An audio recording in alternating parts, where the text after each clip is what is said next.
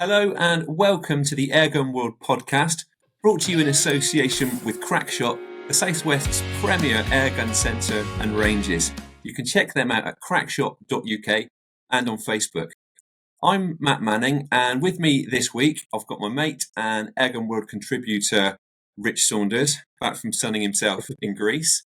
And I'm delighted to say our guest this week is Chris Roberts, who I think it's fair to say is the man who really did put AirMaks airguns on the radar in the UK. Welcome to the podcast, Chris. Yeah, welcome, Chris. Thank you for having me. Right, so what we tend to do to kick off, we'll have a quick catch-up, chat about what we've been up to shooting-wise over the past week or two. Chris, have you managed to get out with your gun or guns? At the moment, because of what's happening, which we'll allude to a bit later on, I've been absolutely frantically trying to get orders out the door. So I haven't actually been out shooting myself other than a little bit of local pest control. Right, so loads of shooting type stuff, but very little real shooting. Rich, what about you? Yeah, lots of shooting as always, Matt. I've been out. I think on the last episode we talked about my strawberry stealing squirrel problem. Taken me a couple of attempts, but I've got to the bottom of that now, and it's payback. And yeah, managed to crack. I'm not going to go into it in too much detail because it's the focus of an upcoming Airgun show episode. But a lot of head scratching, and the solution in the end was actually quite simple. So an awful lot of squirrel shooting, an awful lot of rats still, and rabbits. Shooting an awful lot of rabbits just at the moment. They seem to have been breeding like rabbits on my permissions. And I have, in actual fact, tomorrow I'm going to go and look at another new permission, which absolutely fell into my lap. It sounds ideal. It's a 180-acre ancient woodland. And the guy is year 2 into a 5-year woodland management plan. And he's planted, or just about to plant a load of trees. And he has got a real issue with grey squirrels. And the guy who had the responsibility before me managed to shoot one in a year. So I'm hoping that I'm going to improve upon that. But I'm going to go and check that out tomorrow. So I'll tell you all about it on the next show. Good stuff. Well, we will rename this section of the show Rich's new permission slot and other reasons why he irritates us. No, glad to hear it, Rich. Glad to hear. I've been doing a lot of shooting type stuff. Squirrel control wise, I'm always doing a lot of squirrel control. We talk about it a lot. It's actually slowed down a little bit because this week, Monday evening, I moved a couple of my main feeders that have slowed down. It's come to that point where they're not attracting squirrels anymore, which is obviously a good sign. I've moved them into new positions. So I'm having a bit of a peaceful time since then, obviously waiting for those feeders to generate activity again. I was out really late last night ratting. So if I appear to be a bit weary, it's because that was it's a hazard at this time of year, isn't it? Out night shooting, it's not getting dark properly until well after 10 o'clock. So to get a decent stint in, you're finishing in the small hours. So yeah, it was a long night. I was desperate to get out and get some footage through the Hick Micro Cheetah because it's had a couple of updates since I last used it frequently. And aside from now having a ballistic calculator, the image quality has, I believe, improved considerably. So I just wanted to get some footage through that to share, which, I got the footage I needed and then I was just enjoying the shooting and ended up staying out ridiculously late. On top of that, something that will probably please Chris, I have been doing quite a lot of shooting with this, which is the AirMaks Catran Pro, and that is the olive Cerakote version, Chris, I believe? Correct, yes. Yeah, I won't say too much about it now for a couple of reasons, because we will probably, or more than likely, talk about AirMaks a fair bit in a moment. But also, by the time this podcast's out, I think my review will be up on the Airgun show, and I will probably also do something for Airgun World magazine. So before we get into the nitty gritty, speaking of the magazine, if I just remind people to have a look at airgun-world.com, check out the subscription deals. And in fact, we have a discount code for podcast viewers and listeners in the description. Obviously, don't check it out until we finish this podcast because we've got a lot to talk about. So kicking off, Chris, airguns are your job, but how did you get into airgun shooting? What was your first airgun shooting experience, and what was it that really hooked you on the sport? My first experience with any airgun at all was back in high school. Must have been around about 14, 15 years old. And it was the archery coach brought in his PCP rifles, just because the weather was a bit unconducive to archery that particular day. So we thought we'd give the airguns a little try instead. I went to a very small school. It sounds like a great school, to be honest, Chris. He put out, I think it was an S410. Oh, that's the one I remember. There was two. Can't remember what the other one was. Yeah, it was obviously perfectly zeroed. It must have been 25, 30 yards. He put up one of those knock and reset targets. And because it was PCP, no recoil, just straight away, bang. So, this is good fun. Then I found out how much they cost. Yeah. I mean, we're talking sort of, crikey, that must be nearly 25 years ago now. Yeah. So it was a good chunk of change back then, because PCP was not as dominant as it is now. I wonder what would happen if teachers brought guns into schools nowadays for the kids to shoot with. Probably the other way around, to be honest. I think the kids would love it. Yeah. Yes. I can't speak for their parents, but I think it would be a terrific, would go down brilliantly with the kids. But also, I think it shows how young you are, Chris, the fact that it was an Air Arms S400 airgun, because if it had been when Rich and I were at school, I think it would have been something a bit simpler than that. It would have been a Martini Henry musket for me. Yeah. Presumably, though, the fact you were already into archery, there must have been some similarities there between that sort of much talked about curvy trajectory. Yes, target sports of that sort of ilk were very much more my forte. I was somewhat of a larger chap when I was younger, and things like football, I've got bad knees anyway, so they never really appealed to me. So things that were slightly less strenuous, like archery, which is much more gentle as an activity outdoors, appealed to me, and the airgun sort of followed on naturally from that.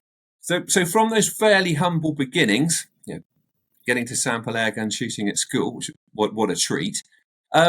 What sort of shooting do you prefer to do nowadays? What's your go-to types of shooting? I've always said this. I always prefer a target with a pulse. I am very much a live quarry shooter. Squirrels, pigeons, rats. I used to have tutu rimfire. My friends have tried to get me into shotguns, but to me, they're so uncouth. It's a big, loud wall of lead towards the target. They never appealed to me. Tutu subsonic, loved it, nice, precise. But I let that slide. I didn't renew my license because I wasn't using it enough. I just wasn't getting to my permission very frequently because of situations that were around.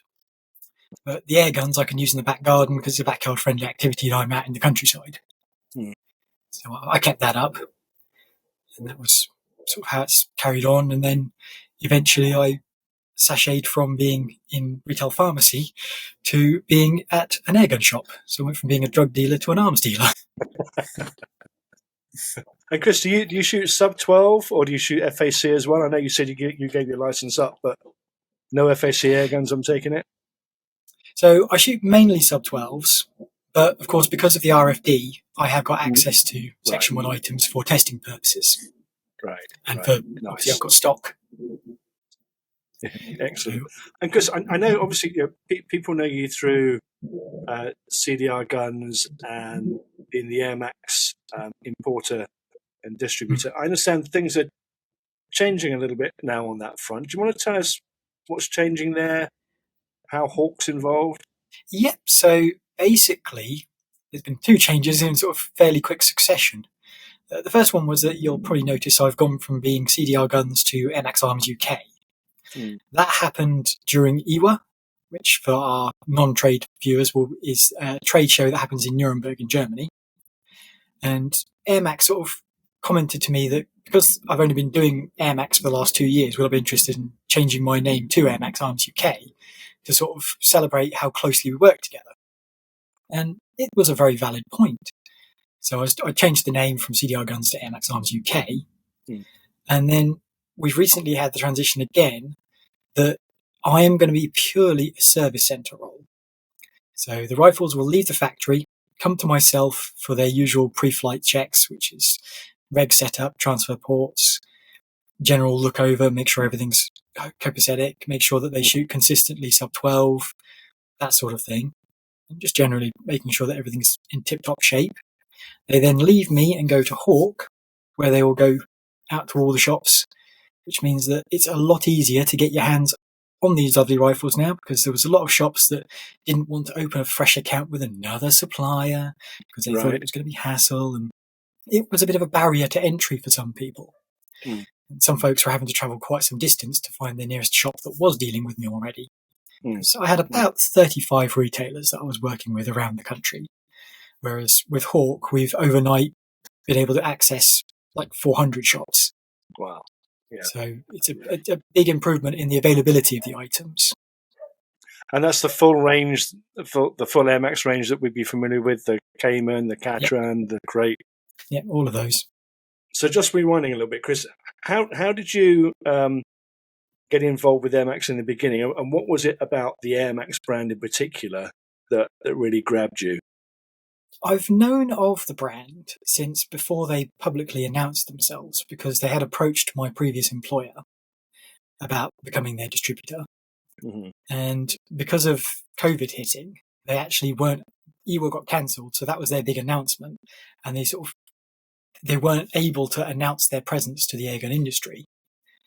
And then COVID happened. I shifted gears and became a separate dealer in my own right. And I was chatting to a friend of mine who knew I mentioned the product because back then it was just the Cayman and the Catran in the range. And the Cayman is a very uniquely styled item.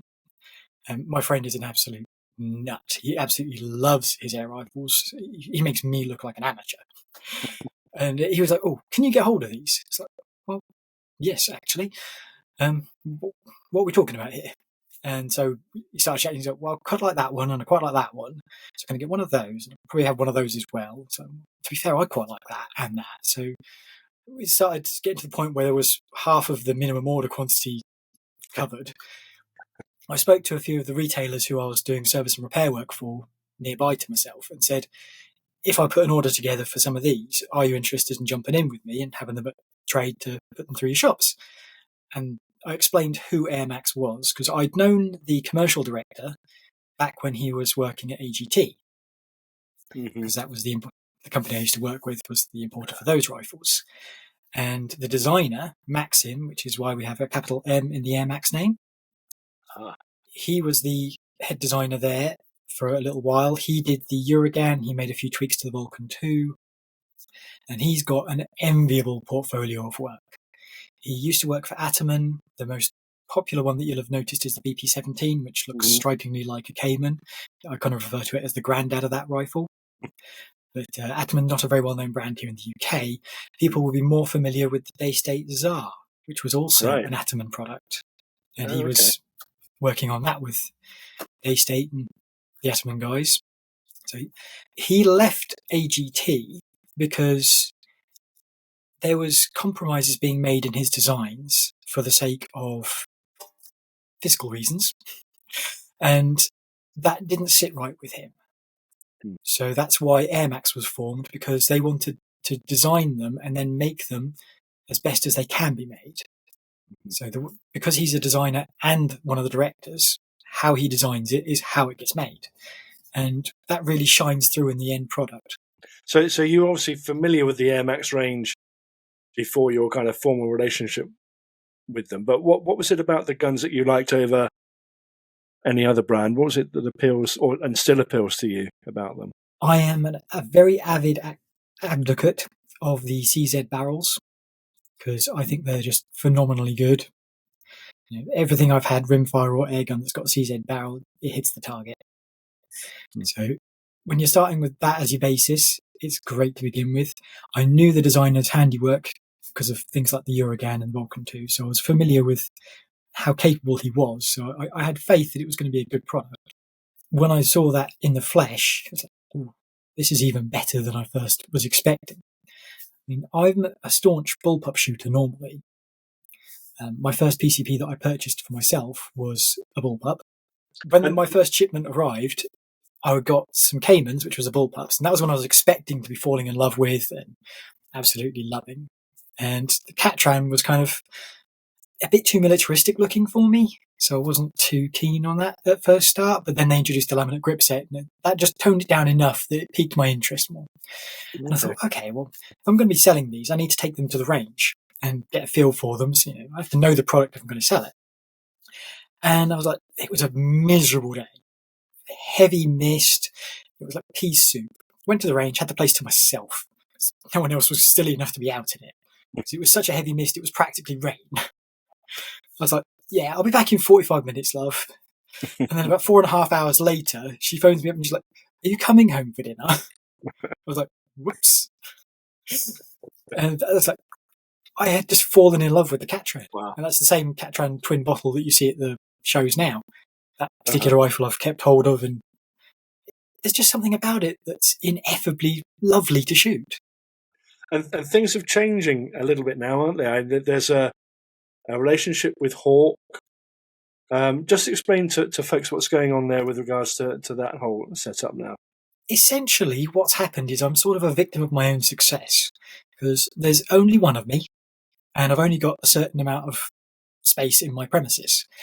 And with the expanding range of both accessories and rifles, and the expanding number of shops wanting to stock those rifles, I was having to get more and more stock on the shelves and spending more and more time packing orders. And I was just finding that myself was running very, very thin. And keeping, ordering items, getting people to say, oh, have you ordered this yet? When's this arriving? And all that sort of thing. It's actually very time consuming. And I don't like being disturbed if I'm in the middle of service work. And obviously some of the rifles are now approaching the age where they do need to be serviced. So, I've got a rifle in bits on the bench and the phone rings. Chris, have you got one of these on the shelf? I need it for a customer. So I'm going over the shelf and I was like, where was I? Which bit had I just taken off? And I don't like that. I like to finish what I start. Then I know that everything's 100%. Because otherwise, even when I put it back together, what have I missed? What have I missed? Yeah. Is that an old O-ring or a new O-ring? That's an important thing as well, isn't it, Chris? Because obviously Hawk are on board from a distribution point of view, more of the admin side of things, and presumably improving the reach, getting the guns out to more people, because it's always been seen as being a bit of an artisan product, and can you get it? Will you have to wait? So that's sort of Hawk's problem now. But a lot of people will be very reassured, I'm sure, that you are still going to be pretty heavily involved and doing more of what you love and what you're good at, and that's sort of going over the guns before they go out, isn't it? And I expect you're going to be a bit secretive, but I know you squeeze more efficiency out of these guns. Can you tell us what you actually do, or is that your business and nobody else's? No. So on the Catran Compact, which in 177 is kind of the most affected by things, the factory setup is very effective, very accurate, but is also ungodly loud and very air hungry. Now, the factory are very good at producing rifles, but when it comes to the finer tuning to our sub-12 power limits, the guys they're mass producing these things. They haven't got enough time to spend fine tweaking absolutely everything. Now, the information is publicly out there. I've posted it all on the Airgun forum for original owners. And basically, I alter the valve settings, I alter the regulator pressure, I custom make a transfer port specifically for them, and I take the shot count from round about 65 shots from the factory up to closer to 130, 140. Wow. And do you have input into sort of future AirMaks guns without kind of giving away any secrets? So you're involved in the development of new products moving forward? Yes, absolutely. Maxim, the designer, is on my WhatsApp, and if I have an idea, I'll send it over to him and say, "Oh, have you thought about this? Have you tried that?" And sometimes he says, "Yep, tried it, didn't work. Tried it, worked, but not quite right." Other ideas, "Oh, no, we can try that." And very much, I'm hoping that with handing over the distribution side of things, so I'm not having to chase down, what have I ordered, what haven't I ordered, all that sort of admin side of things, I'll have more free time, and I'm going to be working closer with AirMaks in the upcoming products, helping to develop and tune them. And also, I'll get my hands on things a little bit in advance of what goes out so that I can get a sub 12 tune ready for the next rifles. Okay, airgun shooters, to know that a UK-based airgun shooter has got the ear of this manufacturer, because quite often it's a gun, or they're guns that are made for like a global market or a specific nation's market, not necessarily ours, and we get them and it's like, well, do what you can with them. So I think it's brilliant to know that you're having that influence and obviously tailoring these guns presumably to the UK market. And someone who's passionate about the brand, who's been involved with the brand before. Absolutely. And one of my favourite examples of this is with the crate plenum volume. Now, the crate started out with a 60cc plenum because at the time it was being introduced, Prague, which is where the guns are based, was abolishing its power limits. So it was an easy rifle that people can have whatever power they want. So it was designed as a high-powered hunting rifle. They shoot damn well, the early ones. I've still got one. And Rich, you borrowed my one.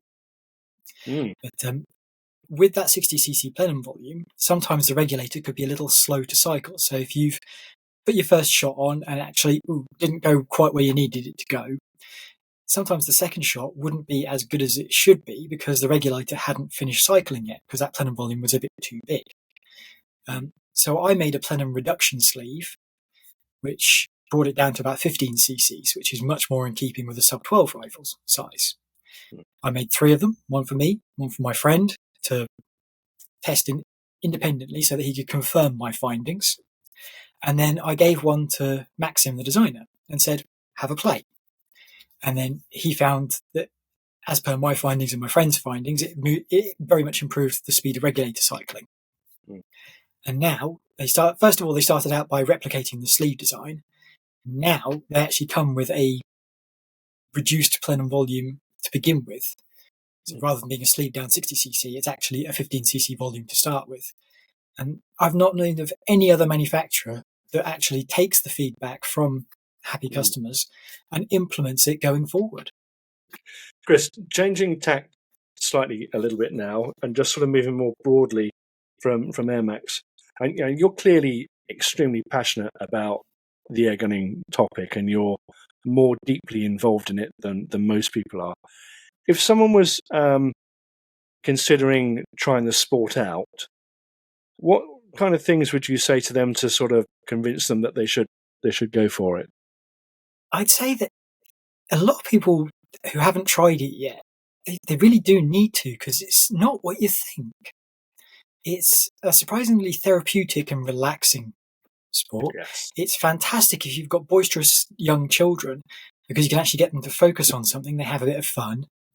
And it's also a good way to introduce a bit of more disciplined behaviour to them, because obviously range safety is paramount. I work quite closely with my local range, and because we get a lot of holiday makers we rent out, it's really quite eye-opening to see the reactions from the youngsters when they're, the parents are gobsmacked. Like, they're never this well behaved normally. How did this? What witchcraft is this? So it's absolutely fantastic, and potentially upsetting everyone here, but routinely we get couples that would arrive, and the girls will always outshoot the boys. It's interesting what you say about kids, though, because I help run a club at Reading, and every now and then, very occasionally, we have a kids' party. Usually, a member's child brings some friends along, and when we give them a safety briefing, these kids, spend their entire living life causing chaos. They line up quietly. They're attentive. They listen to every single rule, and they shoot for a couple of hours, and then they go back to being little hooligans again. But for those 2 hours, you're right. They absolutely, because they want to do it, and they know it's a dangerous thing. It's shooting. They're so focused on it, and it's great to see. How about you, Matt? What would you say to anyone who was going to jump into it? Oh, crikey. To encourage somebody to give it a try, I think it's just, well, for me, it's an excuse to get out into the countryside and engage with the outdoors, and just be aware of the wider sort of natural world. That's what the attraction is for me, much more than the hardware. Although I think that's a brilliant point that you both make about youngsters, because I think with children, if you give them a bit of responsibility, they tend to show a bit of responsibility. If you treat them like idiots, they tend to act up and see that as a green light to behave like an idiot. And I think, as you said, with airgun shooting, they know they're dealing with something that's potentially dangerous. You've trusted them to have a go with it, and that responsibility, I can't think of a single exception when I haven't seen that. And I think it's such a pity that opportunity isn't available to more youngsters that could probably really benefit from just sitting down, taking a deep breath, and engaging with something, rather than constantly running around being told to run off their energy. Maybe they just need to chill out a bit, and airgun shooting is a brilliant way to do just that, whichever discipline you decide to pursue. Moving on now to our readers, listeners, viewers' questions. The first one that I've got, this one came to me via Instagram, actually. And very simple question: is a thermal spotter any good to use by day? Rich, do you want to kick this one off? What do you reckon? Yeah, I'll admit that I bought my first thermal spotter to use for ratting at night, and I just was in the mindset of thermal night. That's how it works. But very quickly, I got to realise that they're just as brilliant to use in the daylight, because try as we might, the naked eye is only so good for picking out quarry species. And you look across a field, you will miss stuff. You look across a field in daylight with a thermal, and you just won't. Also, obviously, for up in canopies for squirrels, really, really useful. And also, just like in daylight, a thermal will help you spot quarry that's in light brush, long grass and what have you. So yeah, I use mine as much in daylight as I do at night. In actual fact, whenever I go shooting, it comes with me. It's after my gun and my pellets. It's the piece of kit I take with me. Absolutely. How about you, Matt? Do you use yours during the day?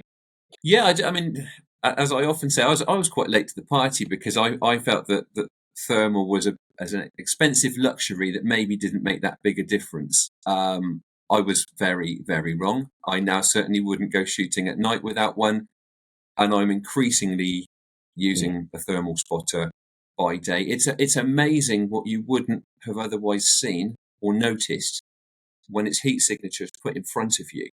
As an example, quite recently I was out with the photographer in some woods, and we were just literally doing some product photography, just shooting a thermal spotter, getting a few sort of fairly basic shots of it.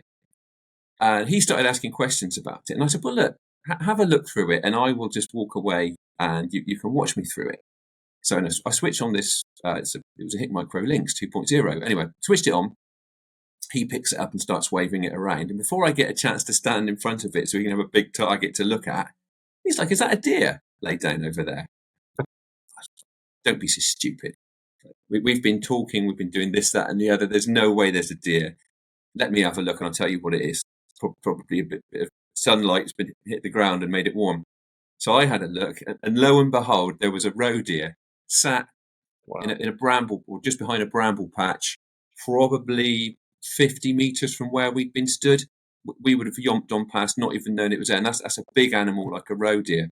And again, a little bit later on, with him having a bit more time with this spotter, he was saying, "Oh, there's a squirrel over there." I hadn't spotted it. I've been pursuing, spotting squirrels by eye for 40 plus years, and priding myself on being flipping good at it. This guy was spotting squirrels with the thermal spotter that I was not going to spot on that occasion. So yeah, it's not essential. If you can't afford a spotter, it's not the end of the world. You're still going to have a great time out shooting. If you can afford a decent thermal spotter, yes, it will make a difference, certainly at night and increasingly so by day also. What do you reckon, Chris? Anything to add to that? I think you've covered a lot of it. Anything that's a different spectrum to what the naked eye sees is always beneficial, because you'd be surprised at what the human eye our eyes designed purely for, movement is what attracts our eye, and light colours. So anything that can change the spectrum, well, you'll see things that you couldn't normally see. So yeah, thermal spotter during the day, absolutely. I think it's the one product that really changed was a huge step change in my whole shooting experience. I remember I had to review 4 for the magazine, and I kind of went through 3 okay ones, and then I used I think it's a pulsar, and it was just like seeing for the first time. And I think that point about I was sitting on one of my horse paddock permissions the other evening. It wasn't dark, and there were no rabbits or anything, and I just picked up my thermal, scanned along the hedgeline, and I could see a heat source sort of fairly far back in the hedgerow that I knew had to be a rabbit. So that meant that I could just sit it out a little bit longer, beyond the time I would have normally got up and tried somewhere else, because I knew that a rabbit was imminent. And sure enough, half an hour later, it popped out. I would never have had that opportunity without a thermal in daylight. I agree with you also about it bringing quite a big shift in terms of the advancement of your sort of success rate when you're out shooting, because I would compare it to my first PCP was a quantum leap. Yeah. First time using decent infrared night vision, and that was quite literally an eye-opener. And then, acknowledging the advantage of using a decent thermal spotter. Big leaps in terms of strike rate in the field. I think for me in the early days I was reluctant because I tried 1 or 2 going back a few years now anyway, but they were heavy, bulky, expensive, complicated, and actually the image quality wasn't very good. The last couple of years, all of those things have turned around completely. They're compact. A complete technophobe idiot like me can use them quickly and easily. Battery runtime's really good, and they're becoming increasingly affordable. Image quality's amazing. Brilliant, absolute brilliant piece of my kit these days. Yeah. So, Matt, I've got a question that I think was possibly prompted by a recent Airgun show episode in which you were being slowly eaten alive by gnats. It comes from Steve Payne, who makes the point that we're at that time of year, and he wondered what precautions you take to avoid being bitten by insects, and specifically by ticks because of the dangers associated with ticks.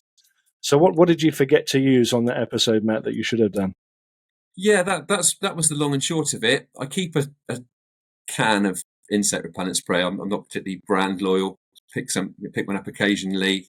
It's got that DEET stuff in it that everybody seems to be worried about. I think you're supposed to keep it away from your gun because it's pretty fierce stuff.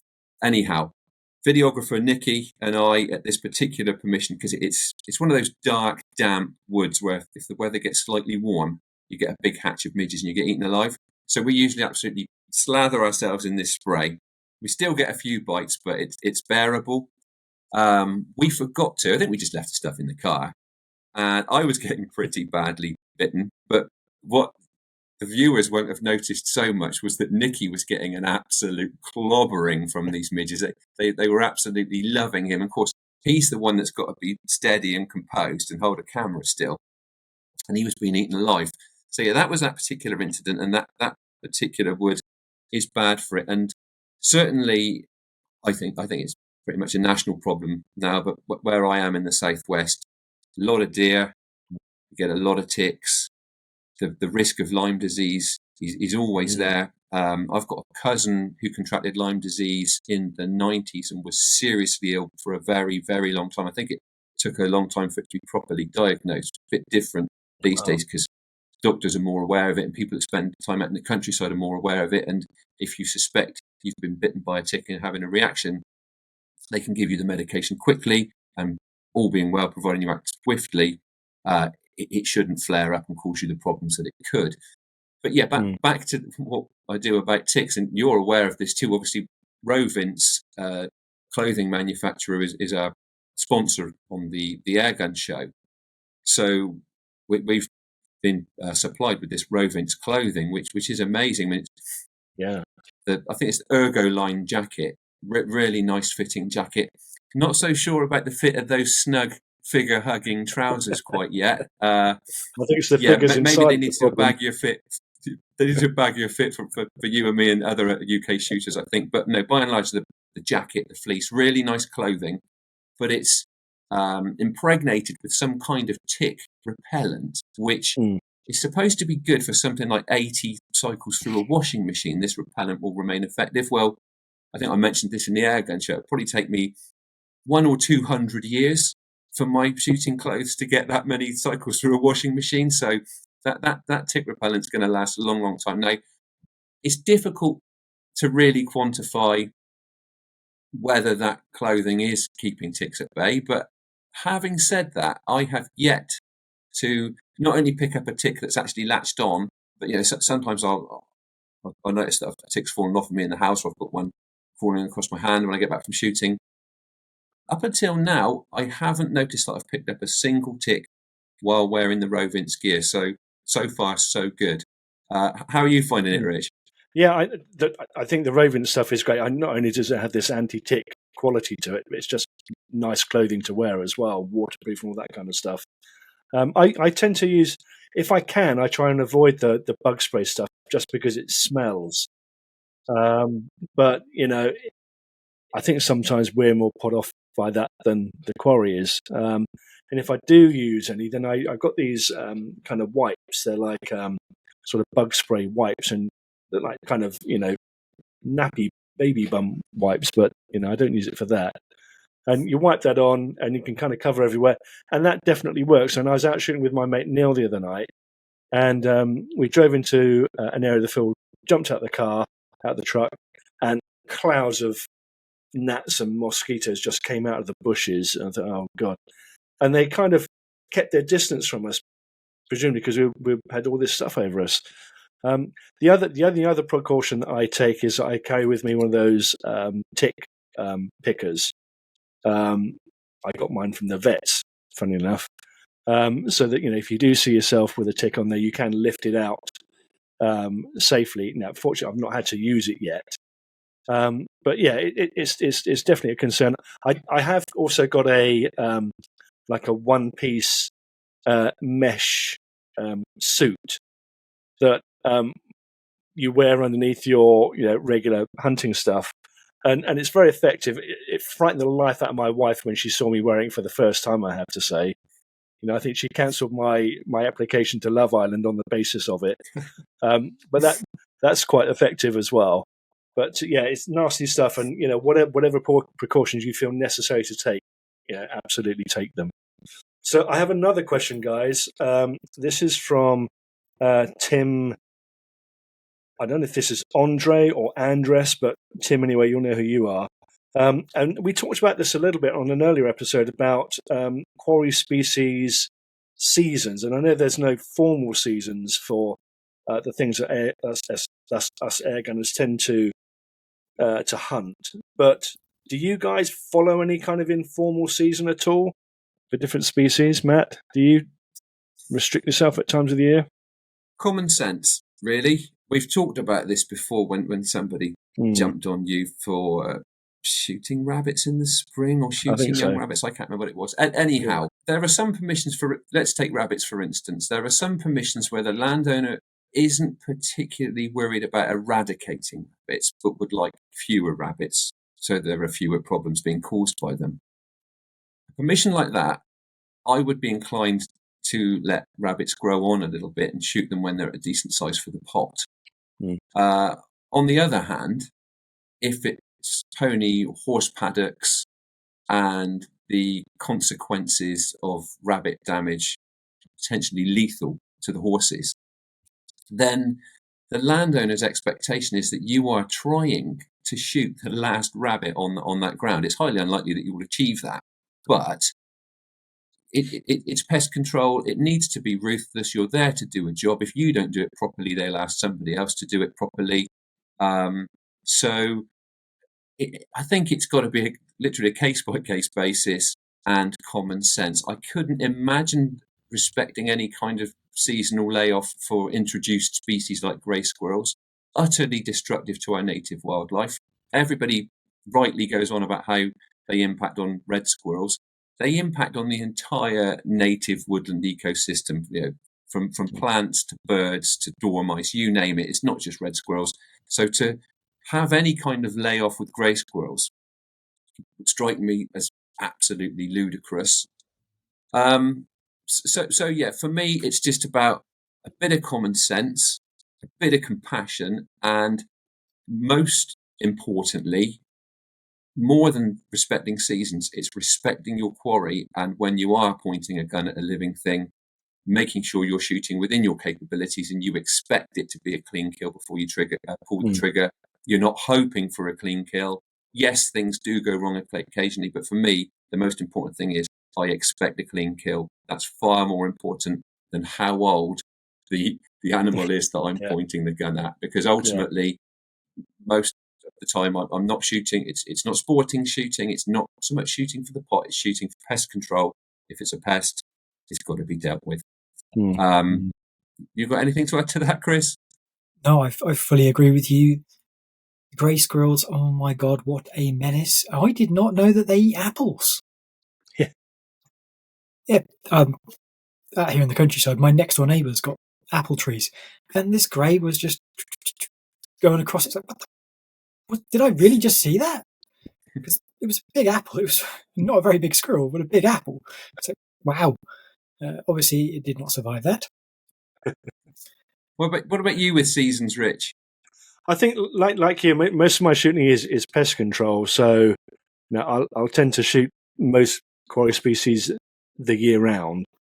I think it's something inevitably, kind of in the summer, my rat shooting slows down and then picks up again in the winter, simply because although rats on my permissions are a year-round problem, there's more of them in the winter. And also squirrels, from around about now, when there's more natural food around, then I'll still keep shooting squirrels, but I won't be targeting quite so much as I would be come sort of October, the first frost, through to sort of next June, July again. I think the only other one is rooks and corvids. Around about sort of April, May time, when you've got the branches coming off the trees and they're flapping their wings and what have you. It's out and out pest control. It's not sport, because you're shooting basically birds that can't fly away, in a sense. But on a couple of my permissions, rooks and crows are a huge problem, eating fruit crops. So I will target them in sort of early May, and only for a week or maybe 2 weeks, and then obviously the foliage gets too thick and you can't see them again. But other than that, I think there's rabbits all year round, rats all year round, but more in winter. Squirrels all year round, but more in winter, and then rooks and corvids all year round, particularly in May. So that sounds reasonable to me. So the next question that I have, it's not actually attributed to anybody, but it's a question that plenty of people are asking, and certainly asking me quite frequently. Pellets or slugs? Simple as that. Chris, pellets or slugs? I, in sub 12, have had only one actual success with slugs. I've tried various AirMaks and other rifles, and the only rifle that I could get to shoot nicely with slugs was an unregulated 177. And I suspect that the unregulated part is something to do with it. A little puff of very high pressure air, the slug responded well to, whereas the slightly larger puff of low pressure air from regulated rifles seems to be more prone to destabilizing the back of the slug as it exits the barrel. I would love it if we could make it work, but I think our velocities are just too low. I've tried with slugs in FAC rifles, and I know people do, but I just can't get them to be as consistently accurate as I can with pellets. And if I'm shooting with a with a 12 foot-pound gun, I'm only shooting at 30 meters with a 2.2, sort of 35, 38 with a 177, and I can be as accurate as I need to be with pellets, so I don't see the need for slugs. I do shoot FAC rifles up to sort of 30 caliber, and they don't give you the ability to shoot things on the horizon. I might go up to sort of 70, 80 meters with a 100 foot-pound 30 caliber rifle, and pellets are perfectly accurate enough for me for that as well. So I think if I was more technically minded and a little bit cleverer, I'd probably persevere with slugs, but pellets do it for me. How about you, Matt? Are you a pellet boy or slug boy?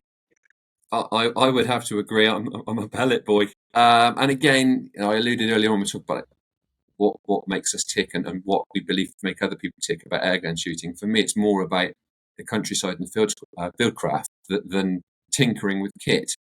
And I know, and I've seen that extremely high power, seemingly with unchoked barrels, and I know AirMaks produce airguns with this in mind. You can, if you're prepared to put in the hard yards, you can make slugs do amazing things. To me, that is Grand Prix. And Grand Prix is for a handful of people that want to take things to the absolute pinnacle. For me, and I believe for most shooters, you can get good results more quickly and more easily with a pellet. And I chose air guns because most of the pest control I do is at relatively close range.